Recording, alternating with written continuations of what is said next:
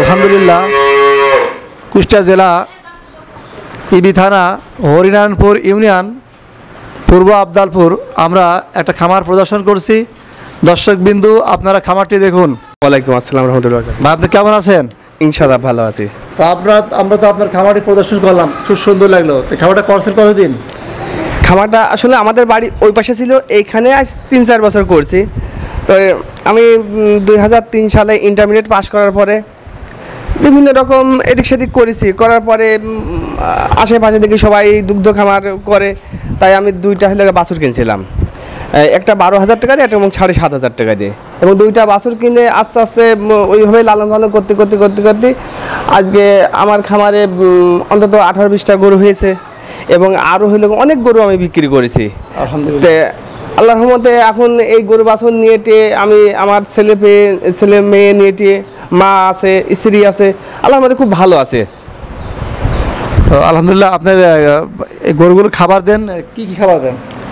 আমরা এখানে দিই গমের ভুসি দিই, খৈল দিই, তারপর সয়াবিনের ভুসি দেওয়া হয়, আর বিভিন্ন ক্যালসিয়াম দেওয়া হয়, ওই ছোলা ভেঙে দেওয়া হয়, এবং নেপিয়ার ঘাস তো আছেই, নেপিয়ার ঘাস এবং বিচালি, এগুলো মেশিন আছে, মেশিন দিয়ে কাটে এবং প্রত্যেক গরু আমরা দিই। আচ্ছা, আপনার গরু চিকিৎসার বাবদে আপনারা কেমন কি করেন?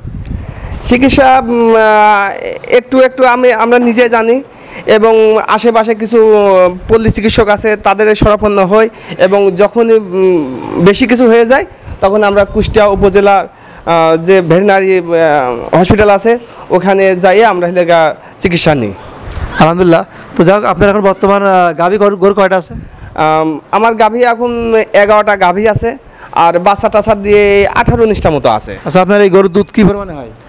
আমার এখন একটা গরু ভন্ডির সময় 15-17 কেজি করে হয়, তো এখন 8টা গরু দুধ দোয়াই। তো এখন কোনো গরু ঠাকুর বাছুর, কোনো গরু অনেক দিন বাছুর, সব মিলে প্রতিদিন এভারেজে কি পরিমাণ দুধ হয়? এভারেজে এখন বর্তমানে 2 মণ করে আসছে, 80 কেজি মতো আসছে। আলহামদুলিল্লাহ। দুধটা বিক্রি করেন কোথায়?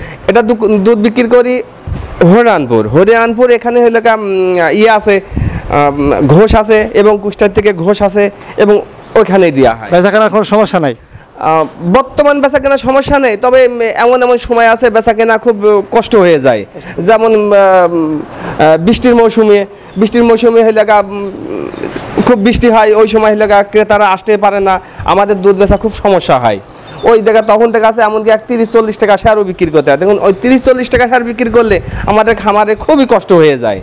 আর যখন 1 কেজি দুধ 50-60 টাকা অ্যাভেলেবেল বিক্রি করতে পারবো, তখন মোটামুটি ভালো।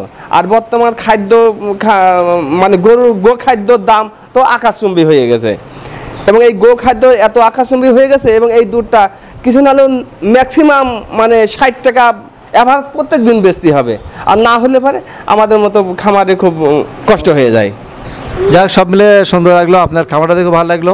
তো দোয়া করি আপনার মতো 8-10 জন যারা আছে তারাও খামারে আগে আসুক, বেকারত্ব যারা আছে তারা খামারে আগে আসুক, দেশ তথা জাতি সবাই আমরা এর মধ্যে উদ্যোক্তা হই, লেখাপড়া শিখে বসে না থেকে আমরা খামারি পাশাপাশি কৃষিকাজ রয়েছে সেটা করতে পারি, ছাগল খামার করতে পারি, সবাই মিলে সুপ্রতিষ্ঠিত হই। ভাইয়ের কথা আপনারা শুনলেন, অবশ্যই ভালো লাগছে। তো আপনারা যারা ভিডিওটি দেখছেন লাইক করুন, সাবস্ক্রাইব করুন, বন্ধুদের মাঝে শেয়ার করুন। ধন্যবাদ।